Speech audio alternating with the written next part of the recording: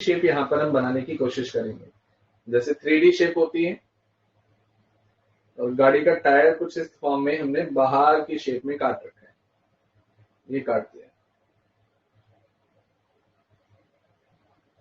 ये कुछ इधर, ये कुछ इधर, ये कुछ इधर, ऐसा कुछ बना है। अब यहाँ 3D फिगर बनती है, एक पार्ट इधर जाएगा और एक यहीं पर स्टॉप हो जाएगा। तो गाड़ी का टायर कुछ ऐसा करता है ना, बाहर की शेप आती है कुछ ऐसी, आधा काट दिए तो हाफ पीस उसका जैसे हम निकालते हैं, वहां पर तो प्लेन था, वो 2D था, और ये हमारा बनता है 3D। ये होता है 3 डायमेंशनल में और ये होता है 2 डायमेंशनल में। तो ये जो एंगल बना बीच में 3D एंगल हमारे यहां पर निकल कर आता है, जिसको हम कुछ इस फॉर्म में लिया करते हैं, ऐसा कुछ।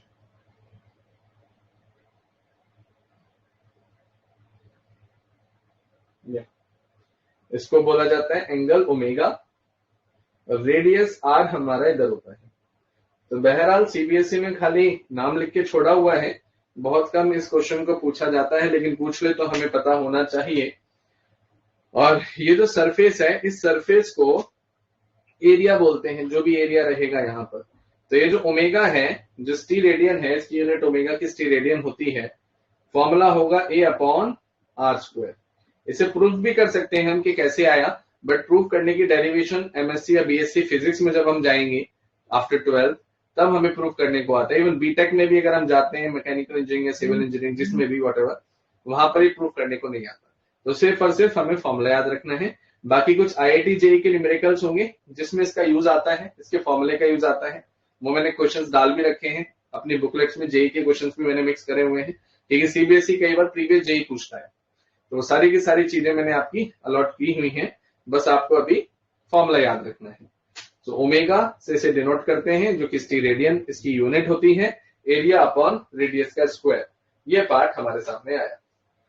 अब यहीं से हमारा एक और पैरामीटर स्टार्ट होता है, जिसको बोलते हैं हम कॉमन प्रैक्टिकल यूनिट्स। कुछ कॉमन प्रैक्टिकल यूनिट है कि अगर हम इतनी सारी यूनिट की बात कर रहे हैं तो हमें बहुत छोटी छोटी चीजें भी नापनी पड़ सकती हैं, या फिर हमें बहुत बड़ी बड़ी चीजें भी नापनी पड़ सकती हैं। तो हमने कुछ यूनिट्स को कैटेगरी में ब्रेक कर लिया, 2 कैटेगरी बना ली हमने यूनिट्स की, जिसको नाम दिया गया, उतार लिया होगा आपने,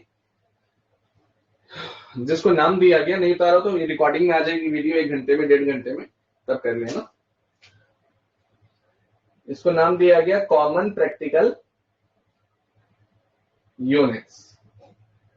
कॉमन प्रैक्टिकल यूनिट्स, इसको 2 कैटेगरी में डिवाइड किया गया, एक छोटी यूनिट और एक बड़ी यूनिट।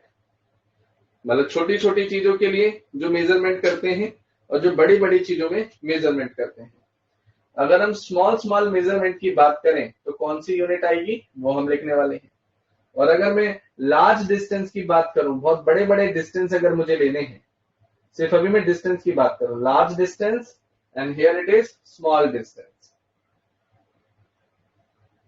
तो कौन कौन सी यूनिट्स हमारे इंट्रोडक्शन में आती है। लेकिन अगर स्मॉल यूनिट्स की बात करता हूं तो एक यूनिट आती है पहली, जिसको बोला जाता है फर्मी। फर्मी से इसे डिनोट किया जाएगा। It is the smallest practical unit of the distance used for measuring nuclear size. Used for measuring, जो एटम के अंदर न्यूक्लियर होता है उसको भी मेजर कर देती है। Used for measuring nuclear size. तो अगर मैं कंपैरिजन करूं इसे मीटर में, तो 1 फर्मी हमारी, जिसको डिनोट किया जाता है 1 FM से, ये 10⁻⁻15 मीटर के बराबर होती है। देखो मीटर से कितना छोटा हो गया पार्ट, मतलब 1 अपॉन डिनोमिनेटर में 15 जीरो, तो 10⁻⁻15 मीटर, बहुत छोटा हो गया। एग्जाम्पल के तौर पर देखा जाए, अगर मुझे प्रोटॉन का रेडियस निकालना हो, रेडियस ऑफ प्रोटॉन, तो वो फर्मी में हम लोग बायोलॉजी में भी याद करते थे, 9th की 1.2 फर्मी। सेल की भी जो साइज होते हैं वो भी फर्मी में ही निकलते थे। तो हमें यहां से याद क्या रखना है कि एक फर्मी के अंदर 10⁻⁻15 मीटर होते हैं। बहुत छोटी यूनिट आ गई। फिर जो सेकेंड यूनिट हमें यहां पर याद रखनी है वो रखनी है एंगस्ट्रॉम। एंगस्ट्रॉम ये सेकेंड यूनिट आई, ये इससे थोड़ी सी बड़ी हो जाएगी, ये सबसे छोटी, अब ये इससे बड़ी। ये किस काम आती है? Used to express the wavelength of light, used to express wavelength of light, light की वेवलेंथ निकालने के लिए काम आती है। So 1 angstrom is equal to 10⁻⁻10 metre. अब देखो इससे बड़ी हो गई ना, वहां -15 था, -10 है। और अगर सेंटीमीटर में कंपेयर करते हैं तो यह रहेगा 10⁻⁸ सेंटीमीटर। क्या हमें तो मीटर में ही याद रखना है। तो एंगस्ट्रॉम है तो बहुत छोटी, लेकिन फर्मी से तो थोड़ी सी बड़ी होगी। तो एक यूनिट हमें ये याद रखनी है। तीसरी यूनिट आती है, लार्ज डिस्टेंस को भी हटाते हैं, मैं इसी की यूनिट ले रहा हूं। तीसरा पार्ट जो आता है एंगस्ट्रॉम के बाद वो आता है नैनोमीटर। लार्ज डिस्टेंस को भी हटाते हैं, मैं इसी की यूनिट ले रहा हूं। तीसरा पार्ट जो आता है एंगस्ट्रॉम के बाद वो आता है नैनोमीटर। नैनोमीटर, नैनो का मतलब ही 9 होता है। तो ये भी बहुत छोटी, नैनो कार आई थी ना, वो भी तो छोटा कॉम्पैक्ट नेचर ही था उसका भी। तो नैनो का मतलब ही छोटे छोटे पार्टिकल होते हैं, nano particle. So it is the unit of distance, it is the unit of distance defined as micrometer, या सॉरी माइक्रोमीटर नहीं, नैनोमीटर। नैनोमीटर, इसकी जो यूनिट होती है वो 10⁻⁹ हो जाएगी।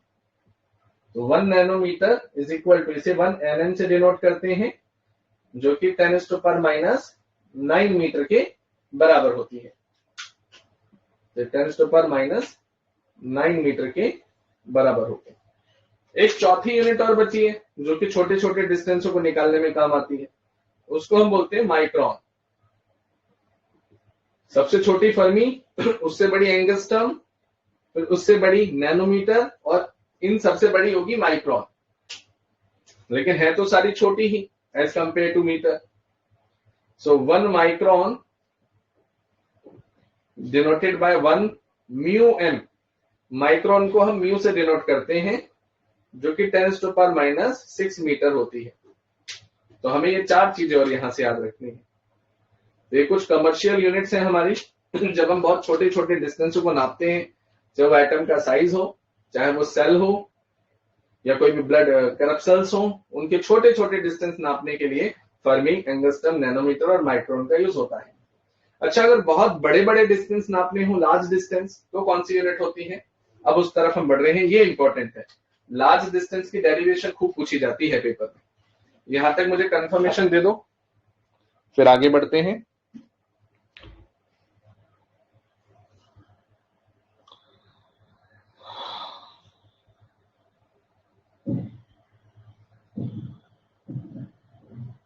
ओके, नेक्स्ट पार्ट पर आते हैं।